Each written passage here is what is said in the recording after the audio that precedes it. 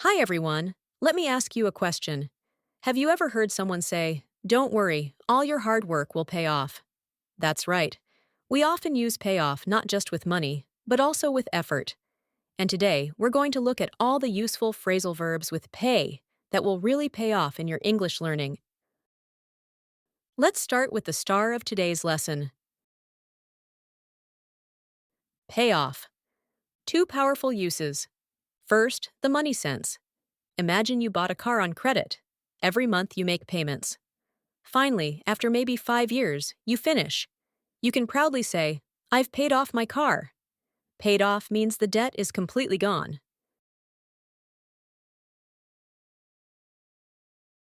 Second, the result sense. And this one is even more common. Think of a student who studies hard for months. At the exam, she gets the best grade. We say, her hard work really paid off.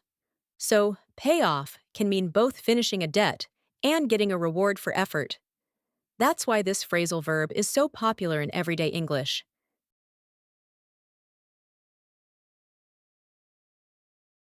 Payback. Now, what if you just borrowed money from a friend? Let's say you asked your friend for $20 for lunch. A week later, you give him $20. You didn't pay off a loan, but you did pay him back. It means you return money to the person who lent it to you.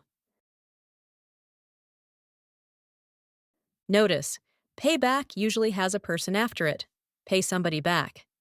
Example, don't worry, I'll pay you back tomorrow.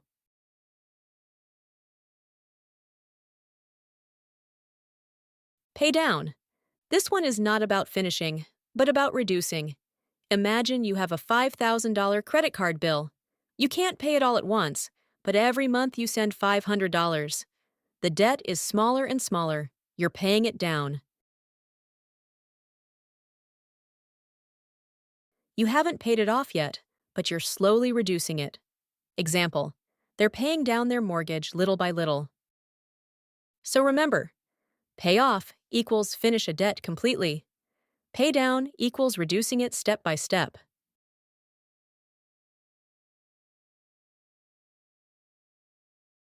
Pay out. This one is often used with companies, banks, or insurance. Let's imagine there's a big storm, and an insurance company must give money to hundreds of people. They pay out a lot of money. It means they officially give or spend large sums, usually in compensation.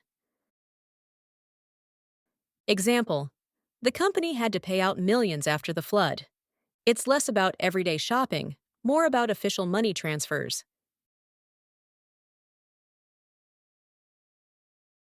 Pay up. Now, this one feels stronger, almost like an order. Pay up means give the money you owe, usually when you don't want to or you're late. Imagine you borrowed money and you keep making excuses. Finally, your friend says, "Come on, pay up." It's like, stop avoiding, give me the money right now. Example, he finally paid up after weeks of avoiding me. So, pay up often has an emotional feeling pressure, force, even irritation. Pay into.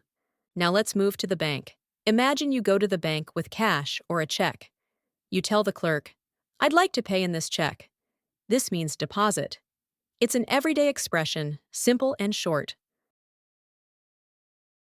Now, when we talk about a regular contribution, especially more formal, we use pay into. For example, she pays into her pension fund every month. That means every month she adds money into her account. So, pay in equals daily deposit, very common in spoken English. Pay into equals regular contributions, more formal, often used with pensions, insurance, savings plans. So, to wrap up, phrasal verbs with pay aren't just about money. They can also describe success, results, or even pressure to give money back. Learn them, use them, and I promise, it will definitely pay off for your English. See you next time.